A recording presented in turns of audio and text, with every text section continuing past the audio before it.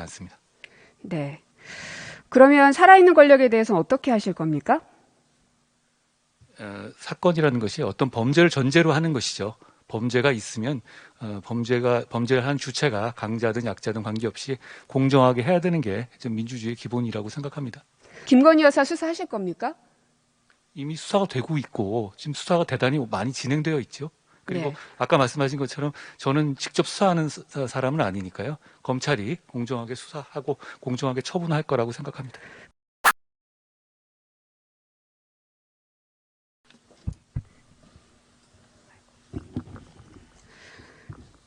네. 한동훈 법무부 장관님, 요새 예. 워낙 많은 이들의 이목이 집중돼 있어서 부담스럽진 않으십니까? 솔직히 그렇습니다. 네. 한 가지만 좀 부탁드리면, 답변하실 때 조금 더 천천히 또박또박 말씀해 주시면 좋겠습니다. 이게 괜히 성의 없는 태도로 보여지는 게 좋지 않을 것 같아서요. 예. 그것만 좀 당부드립니다. 오늘 뉴스를 보니까 백운기 전 장관의 한양대 사무실, 또 산업부 산하기관 6곳 압수수색, 이 기사가 떴던데 알고는 계시죠? 아까는 제가 몰랐었는데요. 그 질의를 받고 처음에 제가 오전에 의원님 질의에 월성 사건이라고 그래가지고 몰랐었는데 확인해 보니까 월성 사건은 아니고 산업부 블랙리스트 관련해가지고 압수수색이 있었다는 보도를 봤습니다. 확인해 봤습니다. 네. 굉장히 빠른 속도로 진행이 되는 것 같네요. 그 사건은 사실 몇 년 된 사건이라서요. 빠른 속도라고 말씀하는 것보다는 굉장히 늦게 진행된 거다라고 표현하는 게 더 정확할 겁니다. 몇 년이나 됐습니까? 그게 김은경 전 환경부 장관에 대한 구속 기소가 있었던 즈음이니까요. 벌써 꽤 오래된 것 같습니다. 정확한 연도는 제가 확인해서 말씀 올리겠습니다. 아무리 길어봤자 어쨌든 5년 아니겠죠? 문재인 정부 시절이었을 테니까요. 그렇습니다. 예. 그렇습니다. 한 3년, 4년 정도 됐습니다. 예, 그랬을 것 같습니다.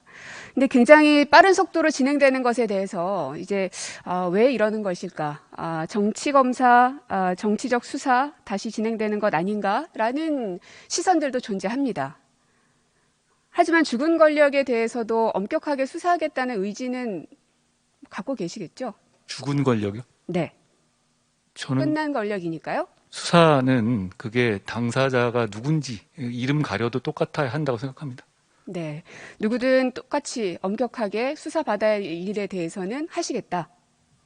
그래야 하는 게 저희 그 검찰의 임무고요. 근데 말씀하신 것처럼 저는 이제 검사가 아니니까 법무부 장관으로서 그런 일을 할 수 있도록 외풍을 막고 지원을 하는 역할을 하는 것이고 구체적인 사건에서는 제가 개입하지 않습니다.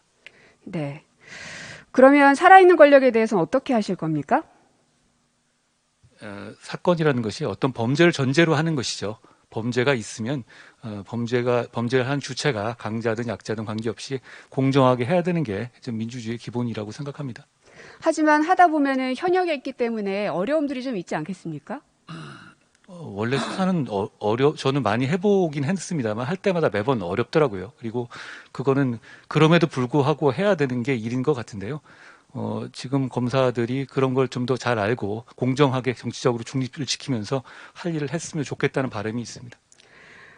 거기에 있어서 속도가 늦어진다든지 했을 때에는 장관으로서 아까 이제 외풍을 막아주는 역할, 그러니까 수사가 공정하게 이루어질 수 있도록 노력을 하시겠다고 하셨는데 그것도 역시 마찬가지겠죠?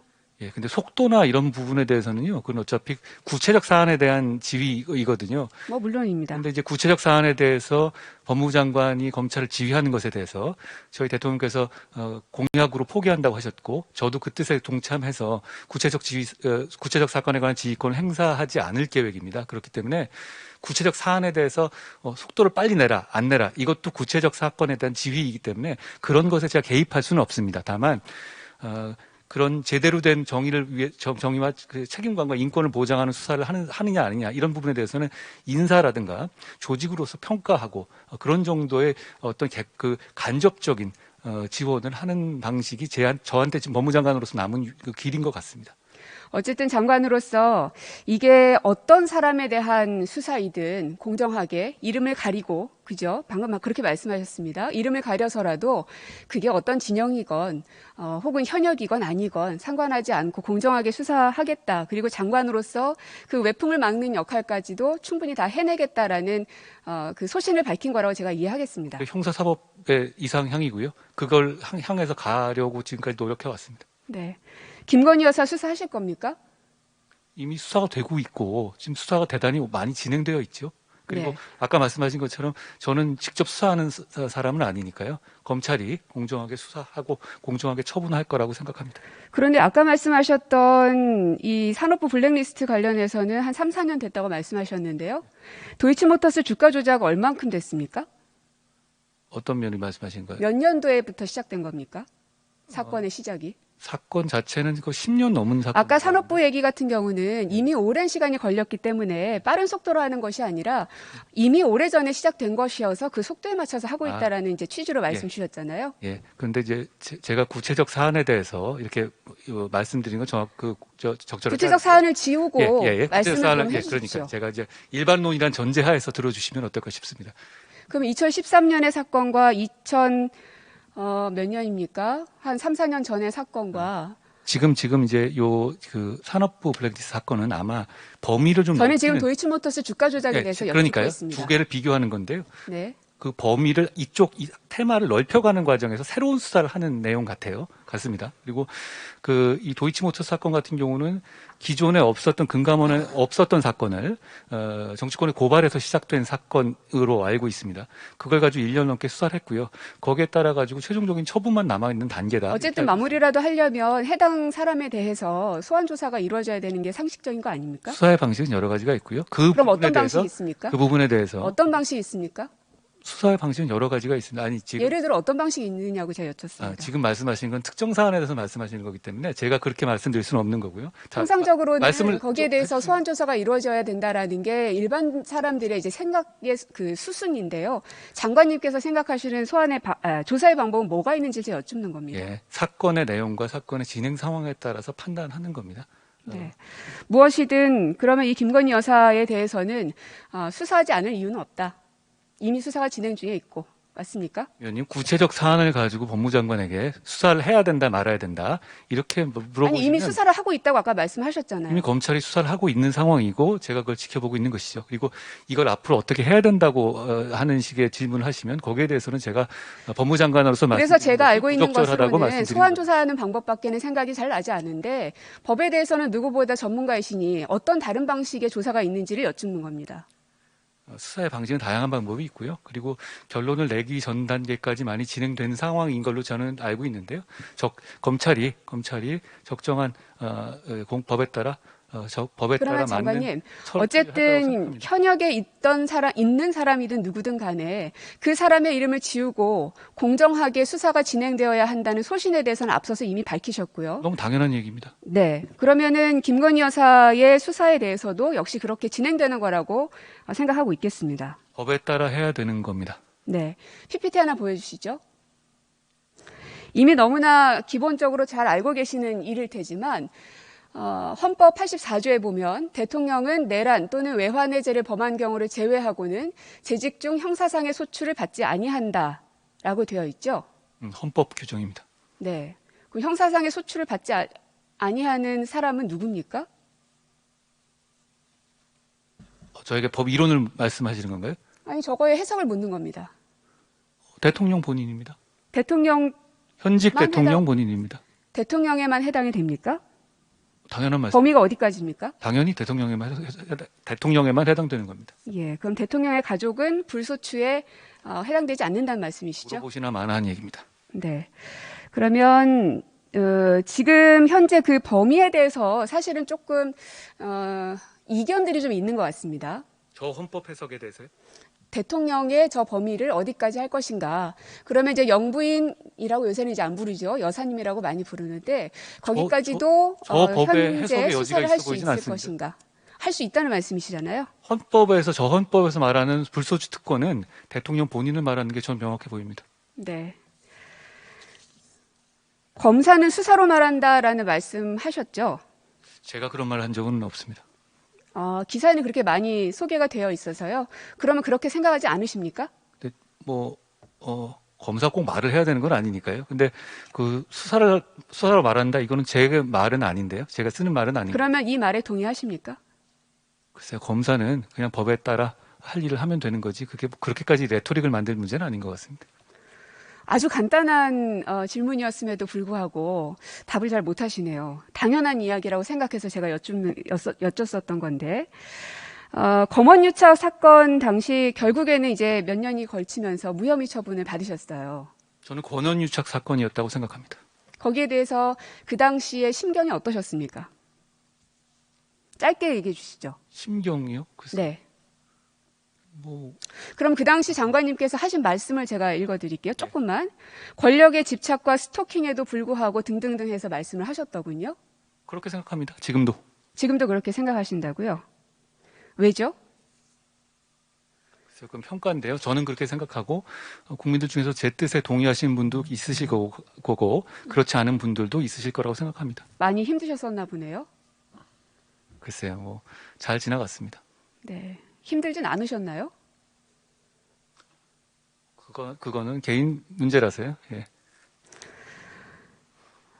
그 당시에 장관님께서 나오시면서 하셨던 말씀들을 들어보면 굉장히 억울하고 분노도 있고 하지만 그런 감정들을 잘 다스리면서 이렇게 억누르면서 말씀을 하시는구나 하는 생각은 좀 들었습니다. 노력했습니다. 네.